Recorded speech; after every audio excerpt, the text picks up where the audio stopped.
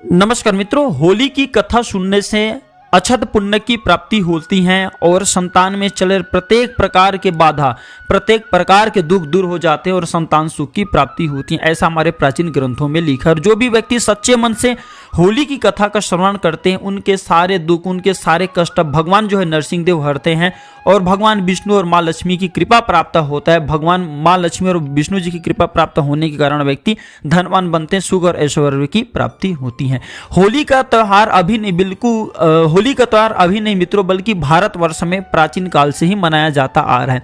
इतिहास की दृष्टि से देखें तो यह वैदिक काल से मनाया जाता आ रहा है और हिंदू मास के अनुसार होली के दिन से ही नए संवत की शुरुआत होती है। जी हाँ मित्रों, और प्रथम मानव जो कि मनु कहे जाते हैं, इनका भी जन्म होली के दिन हुआ था और इसी दिन कामदेव का पुनर्जन्म हुआ था। इन सभी खुशी को व्यक्त करने के लिए होली का त्यौहार मनाए जाते हैं। मैं जो होली की कथा बताऊंगा, प्राचीन कथा बताऊंगा, इस कथा को अगर कोई भी व्यक्ति सच्चे मन से सुनते तो उनके सभी बिगड़े काम बनने लगते हैं और होलिका माता की कृपा से उनके सारे दरिद्रता नाश हो जाते हैं और भगवान विष्णु और माँ लक्ष्मी की कृपा प्राप्त होने के कारण जो भी व्यक्ति सच्चे मन से यह कथा श्रवण करेंगे, उनके सारे दुख, तकलीफ, कष्ट दूर हो जाएंगे और भक्त प्रहलाद की तरह उसे भी भगवान की भक्ति की प्राप्ति होगी, भगवान की जो है सुरक्षा की प्राप्ति होगी।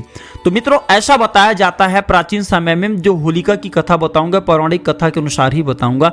होली की पूर्व संध्या में होलिका दहन किया जाता है। इसके पीछे एक प्राचीन कथा है कि असुर जो हिरण्यकश्यप था, वो भगवान विष्णु को अपना घोर शत्रु मानता था। उसने अपने शक्ति की घमंड में आकर के स्वयं को ईश्वर कहना शुरू कर दिया था, क्योंकि असुराज हिरण्यकश्यप को अमृतत्व का वरदान था। भगवान कहा जाए ब्रह्म जी के द्वारा न शस्त्र से न मरे, न अस्त्र से, न दिन में रात में इत्यादि अनेक प्रकार के उन्हें वरदान प्राप्त था, जिसे उसने अपने मृत्यु को बंधन में बांध करके रखा था। इसी के अहंकार में उसने भगवान विष्णु तक को चुनौती कर दिया।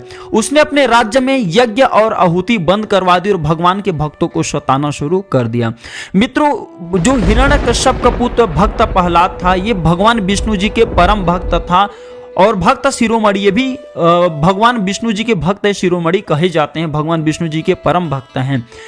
हिरण्यकश्यप ने अपने पुत्र भक्त प्रहलाद को कहा कि आप भगवान विष्णु की पूजा न करें, उनकी पूजा अर्चना बंद कर दे, वह हमारे घोर शत्रु हैं। पिता के लाख कहने के बावजूद भी भक्त प्रहलाद विष्णु की भक्ति करता रहा, भगवान विष्णु जी की आराधना करता रहा और हिरण्यकश्यप ने अपने पुत्र को मारने के लिए कई प्रकार की कोशिश किए, लेकिन इनके बाद भी जो है नाकाम रहे। भगवान स्वयं विष्णु उनकी रक्षा करते थे। उनके बाल भी बांका जो असुरराज दैत्य हिरण्यकश्यप भक्त प्रहलाद का कर न पाया और असुरा जो है अनेक प्रकार के प्रयास किए भक्त प्रहलाद को मारने के लिए, लेकिन असफल रहे। तो इस बार उसने अपनी बहन होलिका को क्योंकि होलिका को भगवान शंकर से एक ऐसा चादर मिला था वरदान स्वरूप, जिसे ओढ़ने पर अग्नि उसे जला नहीं सकती थी। तो इस बार मारने के लिए भक्त प्रहलाद को होलिका आई। होलिका ने उस चादर को ओढ़कर भक्त प्रहलाद को गोद में लेकर के चीता पर बैठ गई और देखिए देवयोग से वह चादर उड़ करके भक्त प्रहलाद के ऊपर आ गई, जिससे भक्त प्रहलाद की जान तो बच गई, लेकिन होलिका जल गई। होलिका दहन के दिन होली जलाकर होलिका नामक दुर्भावना का अंत किया जाता है, होलिका नामक दैत्य असुरी शक्ति का अंत किया जाता है। मित्रों, यही प्राचीन जो है कथा है होली का।